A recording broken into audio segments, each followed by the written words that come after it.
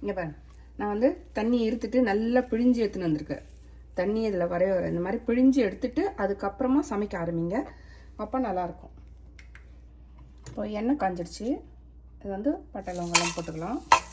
சும்மா இப்போ 4 பச்சை மிளகாய் போடலாம். இது வந்து சும்மா ஒரு டேஸ்ட்டுக்கு எனக்கு, காரத்துக்கு ஃபுல்லாக கிடையாது. நான் மிளகாத்தூள் போடுவேன். இப்போ புதினா கருவேப்பிலை ரெண்டையும் சேர்த்து பண்ணியிருக்கேன்.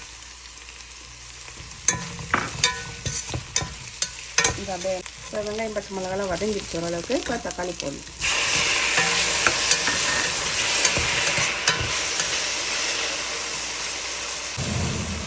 இப்போ மீல் மேக்கர் போட்டுக்கலாம். இப்போது எல்லாம் வதங்கிடுச்சு. இப்போ வந்து இதில் வந்து வீட்டில் அரைச்ச மிளகாத்தூள் வந்து 1.5 ஸ்பூன் வச்சுருக்கேன். தனியாத்தூள் 1 spoon, Kashmiri chilli 1 spoon, 1/2 spoon மஞ்சத்தூள், 1/2 ஸ்பூன் ஜீரகத்தூள்.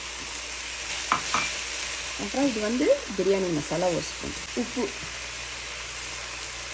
நான் ஏற்கனவே சாதத்தில் உப்பு போட்டு வச்சுருக்கேன், அதனால் பார்த்து அதுக்கேற்ற மாதிரி போட்டுக்கோங்க.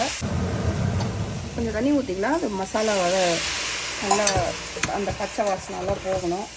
ஏன்னா சாதம் வந்து நான் ஏற்கனவே வெடித்து வச்சுருக்கிறேன், அதனால் இதில் போட போகுது. அப்புறமா மசாலா வாசனைலாம் போய் கொஞ்சம் தண்ணி சுண்டுன பிறகு நிறைய வேண்டாம், கொஞ்சமாக ஊற்றுங்க. ஏன்னா இந்த சோயா சங்க்ஸ்லேருந்து எப்படியோ கொஞ்சம் தண்ணி வரும்.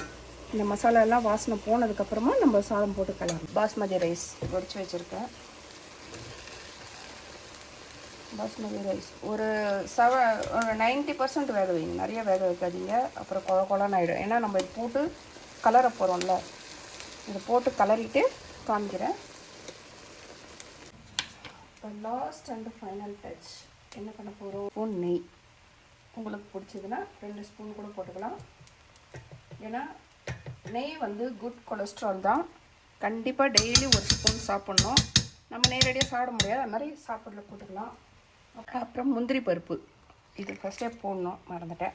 ஓகே, ஏன்னா நம்ம முந்திரி பருப்பு இதெல்லாம் போட்டு சாப்பிட்டோம்னா, இந்த கொத்தமல்லி போட்டு சாப்பிட்டோம்னா ஹோட்டல் ஸ்டைல் அந்த ரிச்னஸ் கிடைக்கும். சாப்பாடு நல்லா டேஸ்ட்டாக இருக்கும். ஃபைனலாக எல்லாத்தையும் ஒரு பெரட்டி விட்டுடலாம். அவ்வளோதாங்க, முடிஞ்சிருச்சு. இங்கே பார்த்தீங்களா, பார்க்கும்போதே கலர்ஃபுல்லாக அப்படியே எடுத்து சாப்பிடணும் போல் இருக்கா. சாப்பிட்டுட்டு ஆரோக்கியமாக இருங்க.